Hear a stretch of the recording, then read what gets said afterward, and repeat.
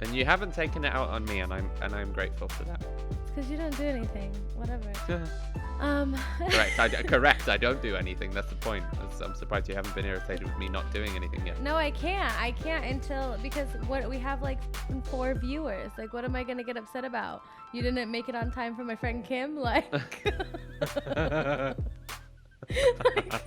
like I'd like to know what's happening, but realistically, like if we had like thousands of subscribers and you were just like f***ing up, I'd be like, yo, mate, wanna throw up that mic for you? But there's 4 people paying attention right now. Like, if we're 6 hours late, they're really not even gonna notice. It's chill. Like, because they don't know that we even exist. Hey, even the 4 that watch. Hello and welcome back to episode 8 of Is This Thing On podcast with myself, Michael, and my dear friend, Alysia. Hello, Alysia, how are you? Hi, I'm good. How are you doing, Michael? I'm okay. I am alive and well. I have not died of the COVIDs. I'm still here. I'm still kicking. But you want to be honest? Because I feel like if we're gonna have this podcast, you should be honest to the people. So Michael's not having a great day. I'm not having a great day, actually. I didn't want to say it though, because I said in the last episode that I wasn't having a great day. Yeah, so but this time it's warranted. I don't know what's happened in your last bad day, but today his flight got canceled this for real. the 20 millionth time. I think I literally think it's the 5th time. So I'm currently having a difficulty with literally with getting home. I can't get back to Dubai because my flights keep getting cancelled. And every time another flight gets cancelled, it's kind of like, okay, cool, you have to spend another 2 months. And it's not that I don't like London, it's just that I don't like being stuck in an apartment all the time.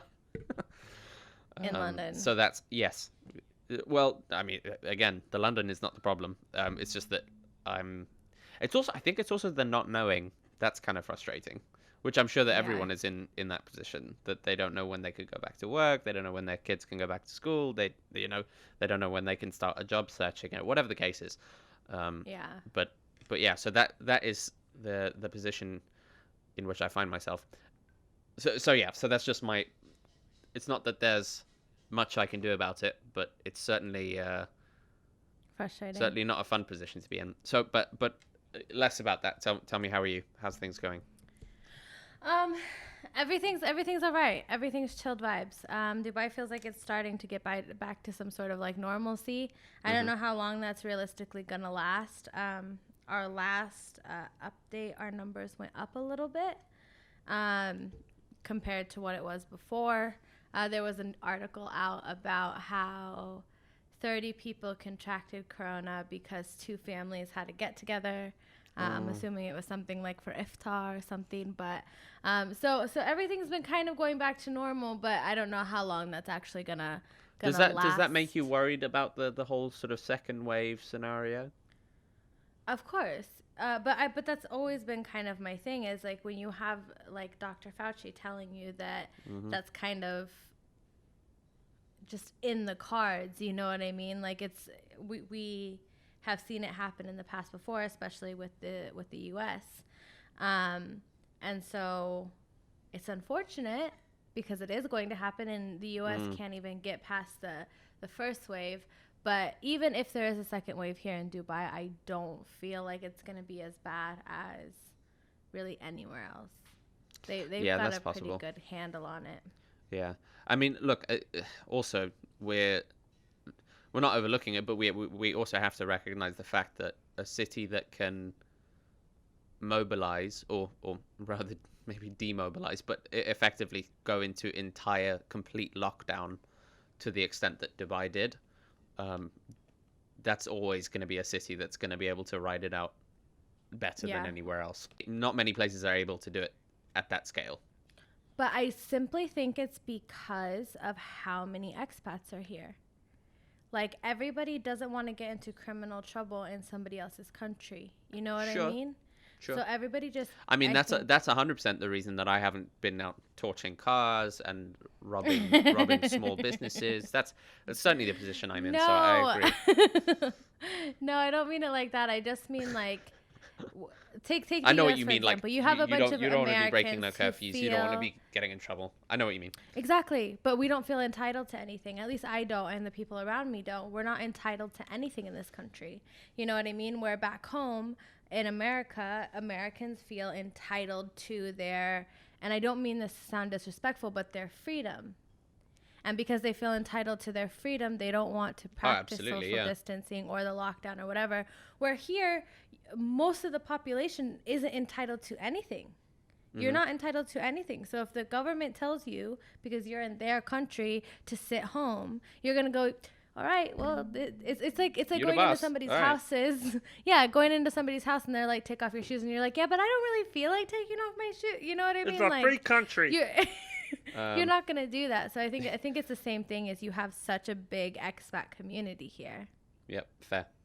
I do not disagree with this. I think, and on that note, which kind of leads us to our news reactions in terms of people being stuck in wherever they are stuck, because it's not just people at home.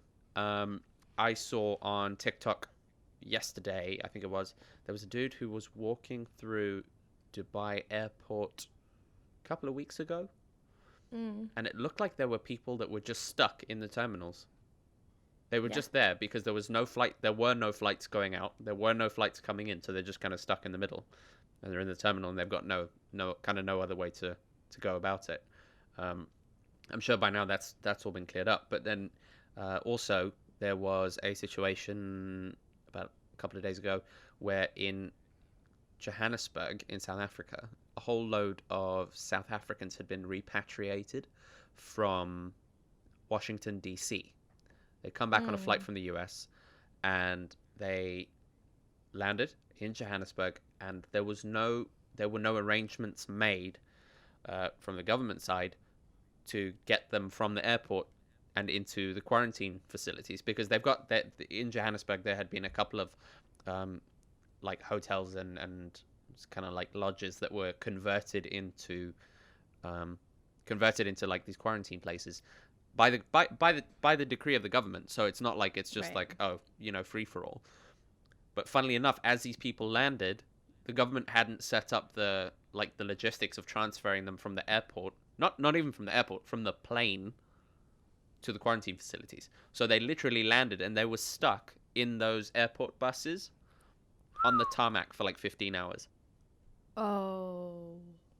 They were stuck on the runway sitting outside the plane for 15 hours.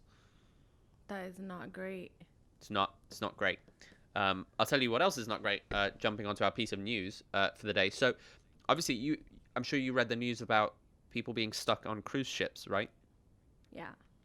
So, today, so on CNN Travel, obviously, many passengers have been sent home. They've been repatriated. They've been helped to get off and go wherever they need to go. Obviously, because the major concern on a cruise ship is close quarters, and how do you help? How do you observe social distancing on a cruise ship?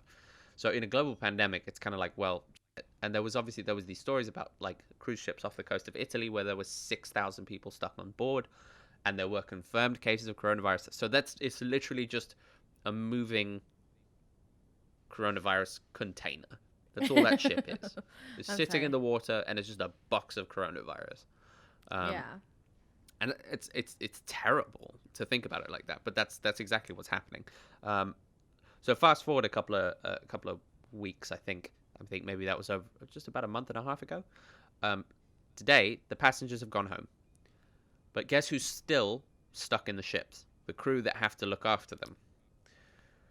So, as of the 5th of May, there were over 57,000 crew members still on board 74 cruise ships in and around US ports, the Bahamas, Caribbeans, according to the US Coast Guards, and there is no way to get them out because of the bureaucracy around like all of the testing and the confirmations, the repatriation, travel restrictions, and all of this stuff. Everything put together, they can't go anywhere. Okay, but like my follow-up question would be like, okay, is anybody bringing them food? Is anybody bringing them fresh water? Is there any kind of like shipment being able to happen to the cruise ships so that at least it makes it livable while they're stuck there. They're still on the ship, so they've still got access to everything. So they're using the pool, they're using the gym, whatever. Like they're on the ship, and obviously there is food and water and everything.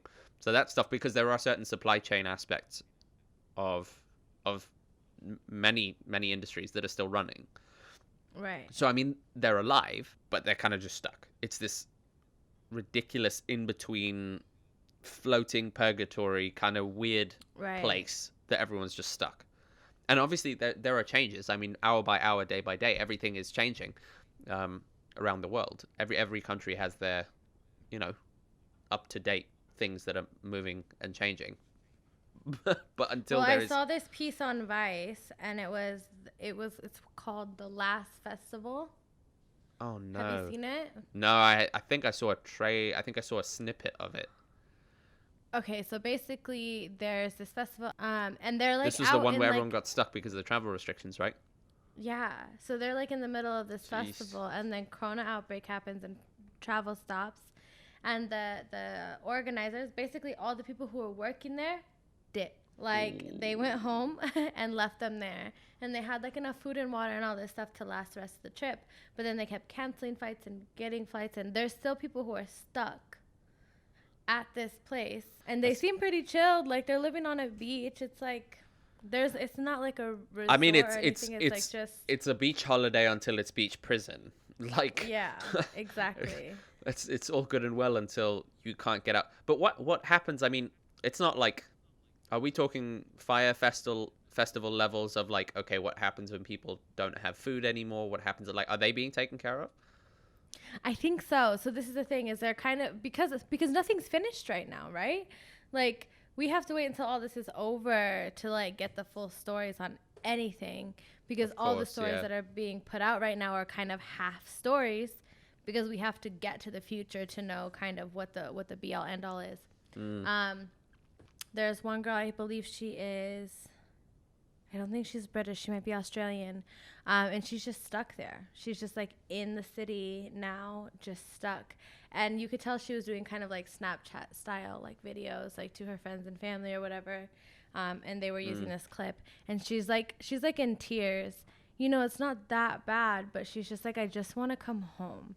And that feeling, like, even if the circumstances, you have food, you have water, you have all that, like, just wanting to be home, There's also weirdly, which I can kind of relate to. Like, it's not that I'm here with my fiance and that's all fine. So like, this is, for all intents and purposes, kind of like, it's like being home, but it's also when you've got the idea of there's a visa that's going to run out, when you've got the idea of, but I don't know when I can get a flight, like when you've got all of that breathing down your neck, there is a tension, there is a feeling of like, this is not a good position to be in. Like, I'm physically healthy, I'm physically safe, I've got a roof over my head, got food and water, but like, there's this feeling of like, but this is wrong, this is not good. Because when you have a flight booked and it's not going to be canceled, there's a light at the end of the tunnel, right?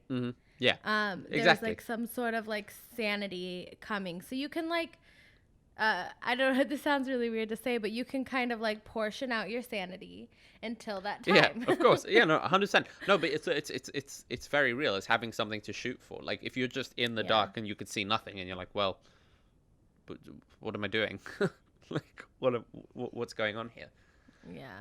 So moving swiftly along, the next story that shut down the entire internet, which I'm sure that you've all seen, and I want to talk about why the internet got shut down. This I find interesting. So I think everyone's seen Adele's birthday post. What's the deal, dude?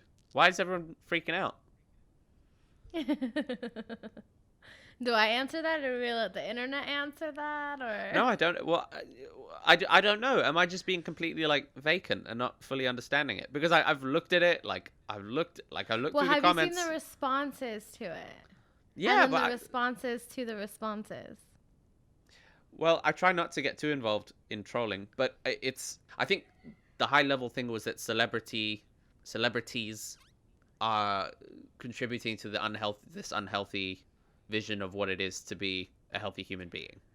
Well, that's the issue, is if she got herself together, even, no, and none of this has been answered. Everybody's just speculating, right? If she got surgery, or if she just got a personal trainer and got on it, or whatever the case may be, that is her choice.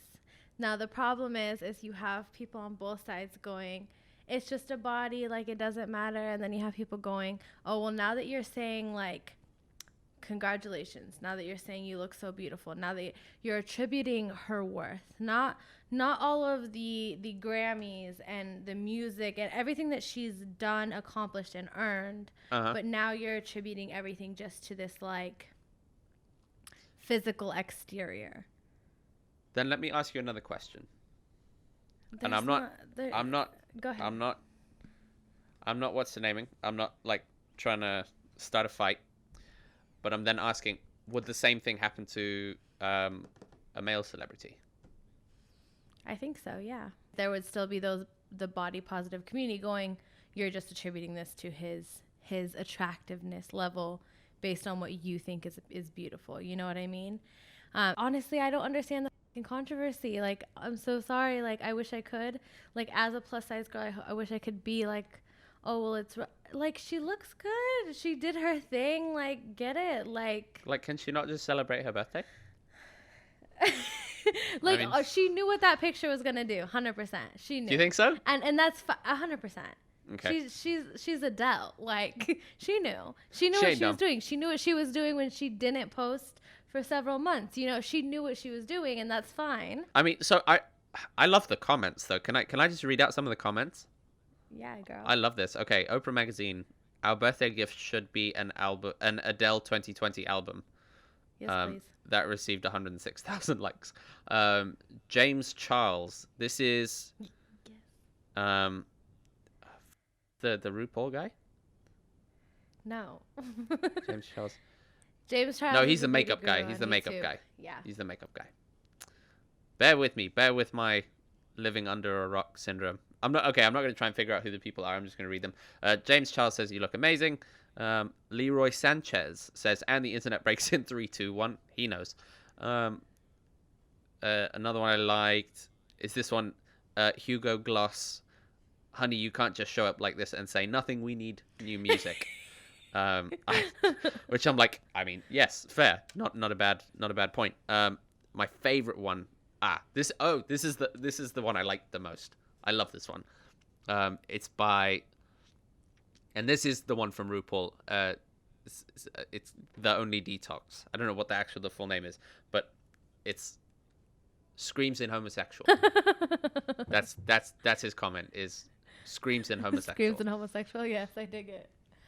That's the thing. Like, I love so there it. Are some positive, like, nice. No, like, everybody's positive. Like, everybody who's commenting on her is positive, but it's the people commenting on those comments that has turned it negative. Where they're like, she's been beautiful always, and yes, she has, but it's okay for you to say that she's like. There's nothing wrong. We know that Adele has lungs for days. You know what I mean? Like, we are all well aware of that girl's vocal skills. You know what I mean? The fact that she dropped so much weight, like, just if it turns out, because you know nothing right now. Yeah. Exactly. You know nothing right now. If it turns out in 6 months that she was, like, throwing up and, like, it was super unhealthy way of her losing weight, then let's talk about the negative side of it. But you don't know anything. And so this is what I was going to ask. Has she ever said anything about how it went? Like, has there ever been any news? No, that's the thing, is she just posted the picture and dipped. Like, I mean, also, to be fair, she's Adele, so do whatever the she wants. I'm gonna leave that there, because it's Adele. She do whatever the hell she wants. Everybody needs to calm down. I want to talk about your piece of content. Tell me, because I love your piece of content. So tell me what you've been consuming. Tiny house YouTube videos. Yes. I'm so. Would you live in a tiny house? With it right now? Yes, I would. I would. I love that idea of, like, the minimalism, the simplicity. there's just everything is just good about it. I mean, aside from the fact that you don't have very much space, so if you're the kind of person who like, maybe that's just one of those things you just really want to have a big house, then like that's your thing, right? Like I'm not gonna say don't do that, do you? But if that isn't like a priority of yours, then everything about having a tiny house is just good. So I'm gonna send you an account for a creator called Kirsten Dirksen. I think I've spoken about her before. She is probably one of my favorite YouTubers, and she makes videos about simple living, self-sufficiency, small homes, gardens, and alternative transport, and like a whole bunch of like interesting stuff like that. But her videos about cool architecture are my absolute favorite. That's one of my weird geeky things that I love is architecture. I find it fascinating. I love it. Absolutely love it. And she makes videos about that, and her videos are awesome. Would you live in a tiny house? Yes, all day. Absolutely. I live in a tiny apartment, a tiny bedroom right now. So I know that I could certainly pull it off. That's the thing that I'm always curious about. Like if you could actually like sustain the lifestyle there, you know what I mean? Well, yeah, if you can go. So a lot of the ones that I've seen, a lot of the best ones that I've seen at least, they all have an element of outdoor nature. So it's whether it's in a nice park or it's in a nice garden or or it has a nice outside area. There's very few tiny homes that are purely isolated. So there are some, obviously you get these tiny homes like these, like, these tiny apartments in a New York building that's like however many square feet or whatever, tiny apartment that transforms or whatever the case is. So those are cool. Like I get those. And that's fine, like 78 square foot mini studio in Manhattan. That's great. That's cool. I wouldn't be into that. What I am into is taking one container, a 20-foot container, and converting it into an entire home, and then just parking it on the side of a mountain, and then like looking that way. I'm like, that I'm into. That I'm very into. That's my style. That would be what my tiny home, like my perfect tiny home. Agreed. Where would you, if you had your perfect tiny home, where would you put it? On a trailer, and I would drive around the U.S. Oh, that's an interesting point. Would yours be yours would be a mobile one? You wouldn't have it in one place. I would eventually want it to be in one place, but I would want it to be mobile, at least for the first. Until you find the place that you want. Yeah, until I'm like, oh, I can just stay here. And then just stay. And then just like unhatch like. خلاص. Unhatch. What do you call it? Unhitch. Unlatch. Unhitch. Hitch. Unhitch. You just made a word. Hatch. So I think for me it would be different. I would have multiple tiny homes around the world in different places. That's there you go. I want multiple. I don't think you could realistically have a tiny home in Dubai. No. I think it would be really hard here, unless you wanted to live like real Bedouin. Oh, but I was gonna, but that is possible. So you could, if you were to sort of Hatta area, buy like a plot of land like on the side of a mountain. If I was by like a lake or a river or like the ocean, even maybe I could probably do it. But it's too hot here. Very, very hot. So I feel like having like a little like compact like little space that heats up. I don't know. I think I don't know. Not into it. I don't know. If I had my little tiny house in the desert and I had a camel farm, then I'm fine. Hang out with the camels, we're good. I'll suffer in the heat with the camels. I don't see it. I don't see it. You would not. Nah, I don't see it. That's for you. My call is that's not sustainable. That's my 2 cents. Really? Yeah, I don't see it. And I don't mean that in a bad way, but I don't see it. Right. And not in a bad way. Not in a bad way. Okay, so that's your piece of content. And is there any specific creator that you like, or is it's just anything tiny home related, you're watching it?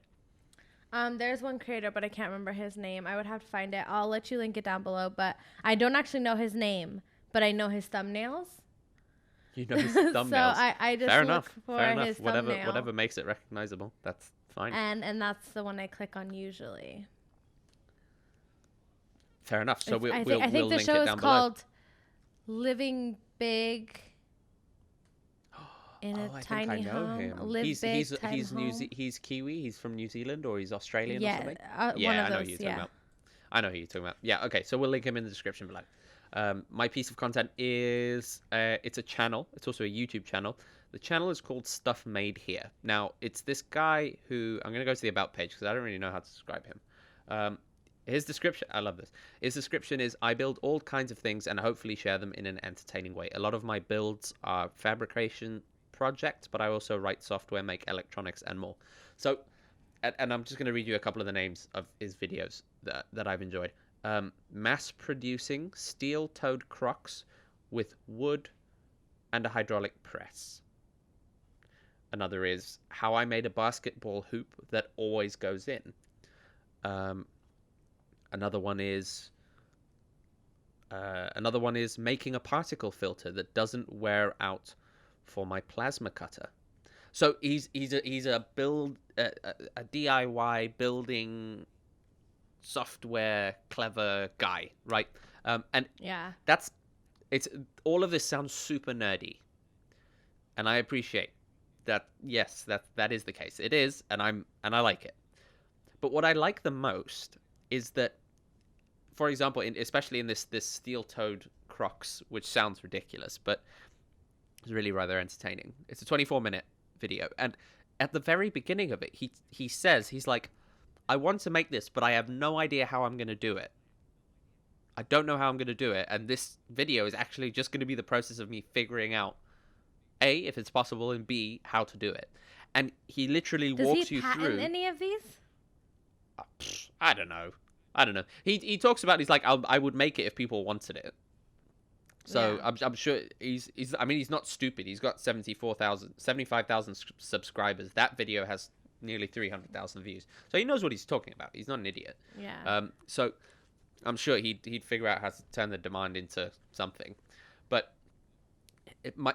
getting back to my favorite thing is that he doesn't profess to know exactly how to do it. And he's not like, I'm the expert. He's just kind of like, well, I kind of want to try this thing, and I'm just going to record the attempt and see how it goes. So, which I think points to an interesting, I want to say paradigm, but that's an awkwardly big, unnecessary word. But this interesting paradigm of content creators. People don't want to create content because they want to, if they were to create content, they would want to come across as the absolute expert and have all the answers and know exactly what they're doing. They don't want to come across like they don't know what they're doing. They don't want to come across like an idiot. This is one of the objections that I hear a lot from people who don't want to make content. This guy, however, doing the opposite. He's like, he has stuff that he does know how to do. Like, obviously, these are his abilities. His abilities are doing this woodwork and then, like, sort of this DIY stuff, metalwork and all that. But he's using those as his medium to, like, discover and try and attempt things. And he's not pretending that he's the all-knowing, all-genius creator. Do you know what I mean? Yeah. He's comfortable being the person who's kind of like, well, I'm just trying some stuff. But there's something to be said for that, because I think that people who can admit that they don't know how to do something or that they are learning how to do something are incredibly strong. And they are in a better position to actually learn how to do something effectively than somebody who pretends that they already know everything and cannot ask anybody for help now because now they are the expert, or so they claim to be. So and that's exactly the point that Gary Vee makes. I don't like to always lean on that, but Gary Vee talked about the idea of document versus create. So a lot of people are like, oh, what content should I create? What should I say? What niche should I get into? How should I behave on camera? Da, da, da. Don't focus about any of that. Don't worry about that. Just document, like literally just tell the story. And if you don't know, then tell the story of you learning. Because that in itself is an entertaining proposition. And also, another thing, who are you to decide what is entertaining? Unless you've figured it, unless there's people telling you that I like it when you do A, I don't like it when you do B. Unless Yeah. you've done A through Z, no one's going to be able to tell you. And who are you to say that, oh, I don't want to make C, D, E, F because nobody's going to like it? You don't know because no one's seen it yet. No one's told you that it doesn't Right. work. So, 100%. so yes, so that's the content creator that I'm looking at. And again, yes, it's weird, nerdy, techie stuff, but I love it. It's so good, and especially the way that he presents the show and the way that he creates the content. It's really cool. I'm a big fan. That's cool. I like him already, and I've never watched him. I would love to find. I'd love to see if you could get like past the first 10 minutes without being like, this is so boring. But I'll send it to you, and you can watch it. Because I look at it and sometimes I think I'm like, you get that feeling when you're like, oh, this is really cool. I want to show X person or Y person because you found something cool. Yeah. You want to show people. There's certain things I find I'm like, yeah, I'm not going to show anyone this. No one's going to get it. There's very few people that are gonna have the same excitement. Well, the thing is, I really like how it's made shows. Like I like. Then you might like it. On not Sesame Street. What was his name? Mr. Rogers. He always had a little show on the show where he would like play a tape, and it would be like going into like figure out how jelly beans are made or how that name sounds like it's distinctly American. Mr. Rogers? Yeah. Yeah, it is. It's very American. Right. It's very old. Because I'd never heard of it. Mr. Rogers is a badass, though, so you can, is he? You can all right. look up Mr. Rogers. I'm going to go look for Mr. Rogers. Anyways, on his show, he had he had this thing, and so ever since then, I've always loved, like, kind of, like, how it's made shows. So, I think I would actually enjoy it. I can vibe with that. I'm going to go look for Mr. Rogers. Rogers. Now, I want to move into our thought of the day. We back and forth on a couple of different ones, and you finally allowed me to have this one. So, my thought of the day is learning how to say no. And there's a problem. There's a big problem with this because I can't do it. I don't know how to say no. So it's not this. For anyone listening or watching, this is I'm not going to be able to tell you how to say no. If you're struggling with saying no, so am I. I'm not going to help you. And neither is Alysia. I feel like I have all the answers. I'm just not unable to practice them because I'm not going to lie. I've actually went and watched videos and read books and all this stuff. And the only thing that ever like really made me like clue in a little bit fudge, I don't remember her name. She has a book called The Art of Not Giving a and he has his name is Mark Manson. Okay, then hers is something else because it's the same thing but not giving a it's literally almost the exact same title. Now I have to figure it out. Hold on. Yep, that seems like the right one. Yeah, her name is Sarah Knight. So sorry. The Life-Changing Magic of Not Giving a She did a TED sound Talk. Like a good book. So during this TED Talk, she basically talks about how people always care about not hurting people's feelings. And the one example that she gives, again, while it's hard to do, I always like lean on this in times where I like want to say no. She says, if you commit to something and then you decide that you're not going to do it or you're not going to show up to the dinner party or you don't want to go out with your friends or you're not going to make dinner or you're not going to do the project, you're an asshole. Because you committed to it and then you didn't do it. Now, if you would have just said from the very get-go, no, I'm not coming to the dinner party. No, I don't want to go out to dinner. No, I don't want to do that project. And you do not owe anybody an explanation as to why. You do not need to justify why. You are just saying no. Then you're not an asshole. Because you never committed to anything that you're not supposed to do. Or that you didn't want to do. And I was like, well, fair play. So then, I mean, that's a lovely line, lovely description in theory.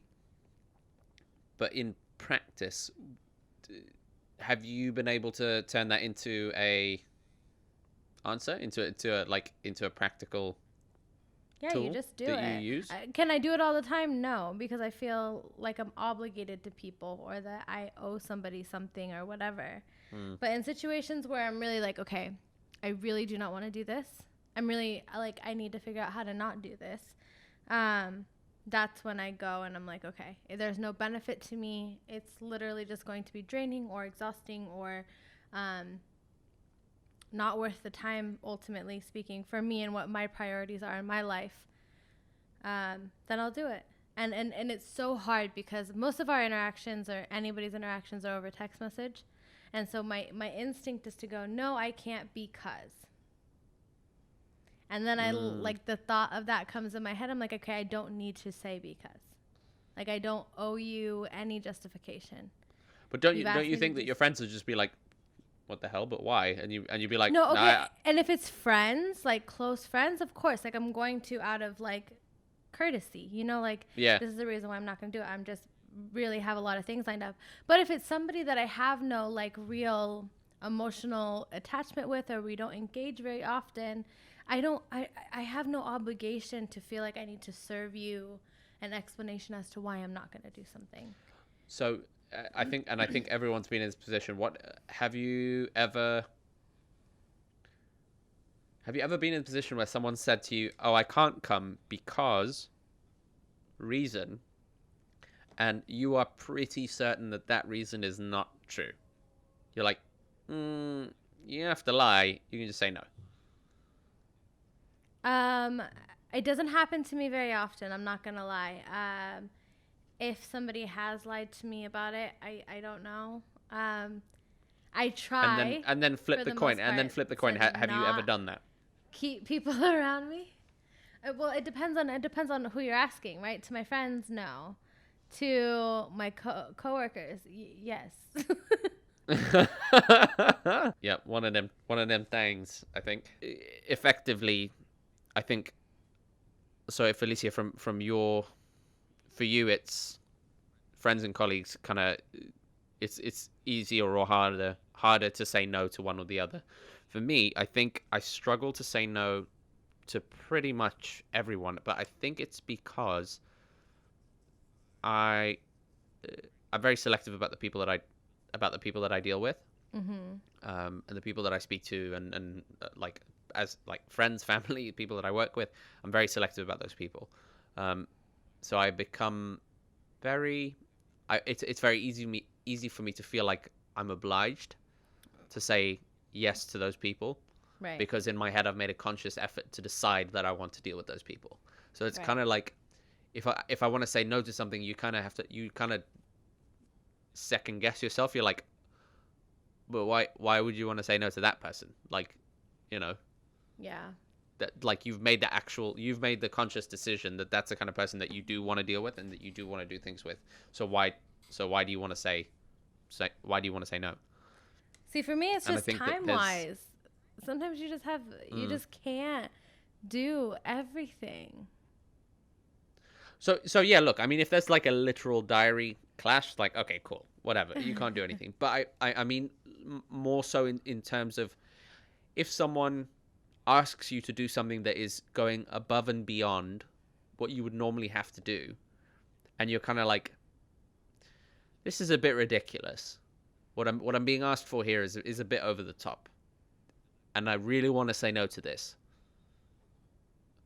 But there's, for whatever reason, you just can't say no. Yeah, in a work setting, that's really hard for me.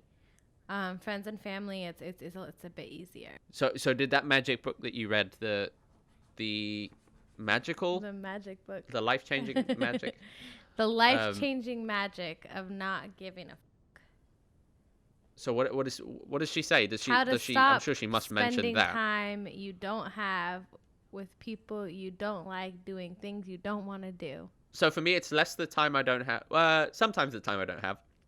Not so much the people I don't like, because that's kind of automatically eliminated in most cases. But it's more the things that you don't want to do.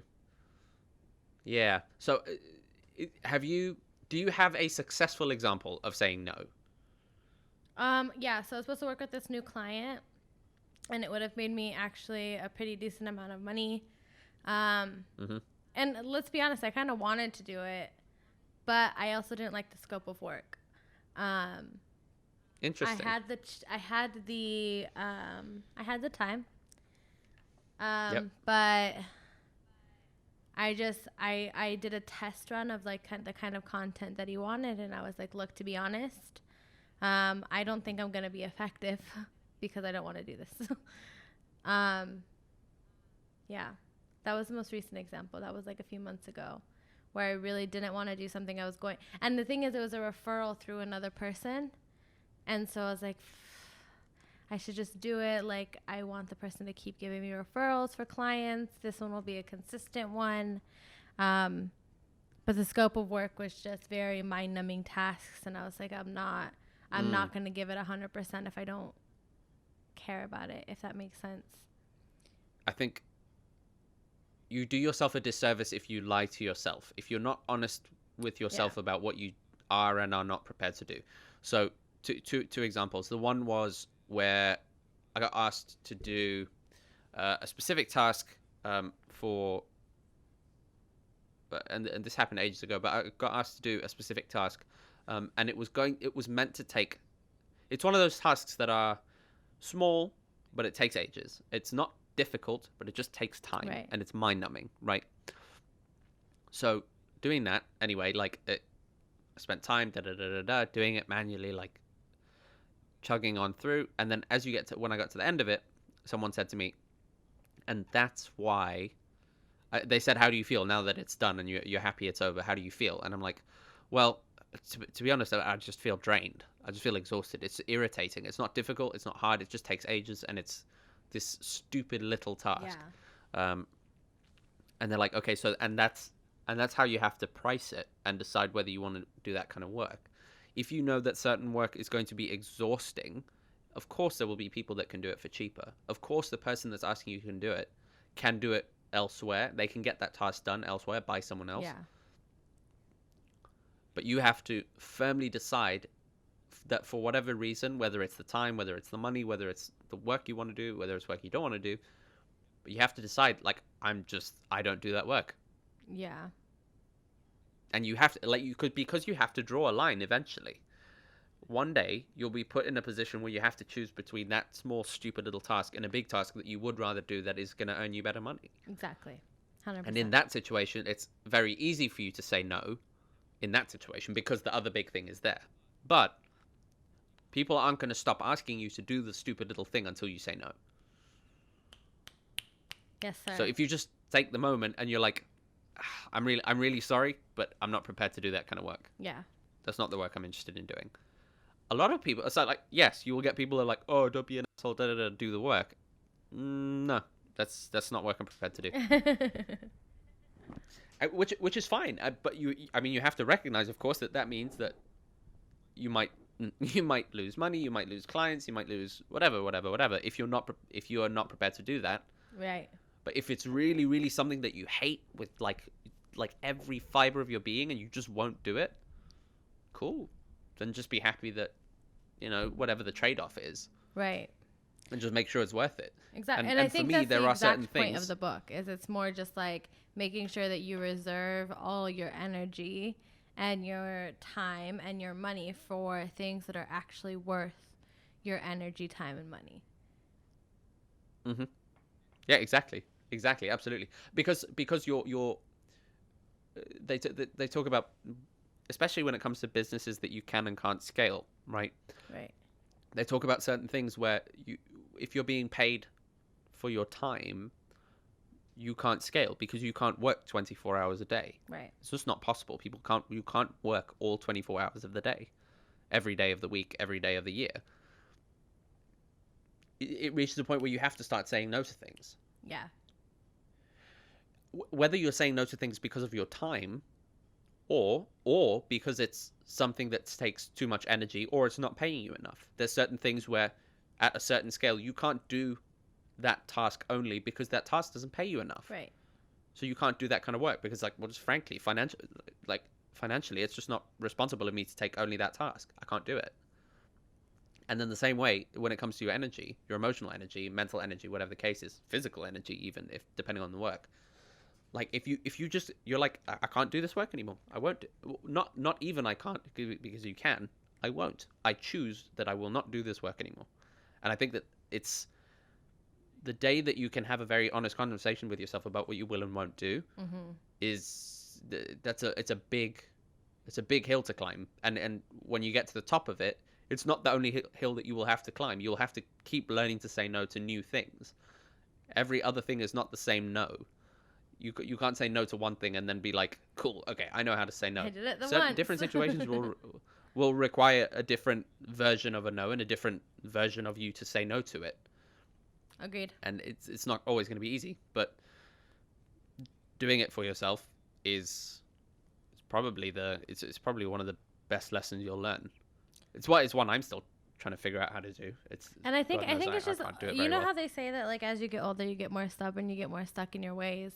Well, I think that's true to a degree, at least at this exact point in my life. I feel like I'm getting just more assertive in who I am and what I want. And what I don't want, and whatever that is. I feel like there's a threshold that you cross, I hope it's not too soon, where you then just become stubborn and unwilling to change your mind or be open to new perspectives. But I feel like at this point, like you're going from your mid-20s to going into your early 30s. I don't know how far it lasts because I'm only like still at the end of my 20s. But there's a point where you just learn what you are and are not capable of, what you will and will not do, and you allow yourself to kind of embrace that. Whereas a few years ago, I wouldn't have been as ready and available to do that. I would have been like, oh well, no, just like it's fine, I'll do it anyways. Or even in working situations, when the task is asked of me, though it wouldn't pay me anymore or whatever, it's just supposed to be like piling on to a job that I'm already doing. So there is no real benefit for me, time, money, or like emotionally. I would say yes anyways. Like, okay, fine, well, I'll just get it done. Like, I'll just crack on with it. Where today I'm not going to do that. Yeah. Because I know that I'm worth more than that. I know my time is worth more than that. And to be honest, when you're that young, you're kind of just hustling around trying to like make a name for yourself. You know what I mean? And by all means, like, do that. Like, definitely do that. But at some point, you have to draw a line and go, well, no, not anymore. Yeah, agreed. Fully agreed. And I think on that note, I think we've answered the question how to say no. Whether we're able to do it in practice or not, different story entirely. But I think that is indeed, that's the one. That's the one. Those are the ones. That's the things. The ones, the multiple ones, the multiple things that one must do. Yes.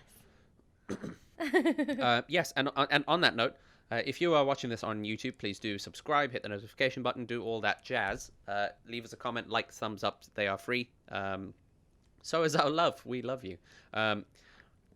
If you're listening on Apple, Stitcher, Spotify, please do leave us ratings, reviews, comments. We would love to hear from you. Otherwise, you can, of course, reach out to us on our socials. Everything is linked down below. And again, thank you. Thank you so much for watching, and thank you for joining us on this podcast. That was episode 8 of Is This Thing On? Alysia, thank you very much.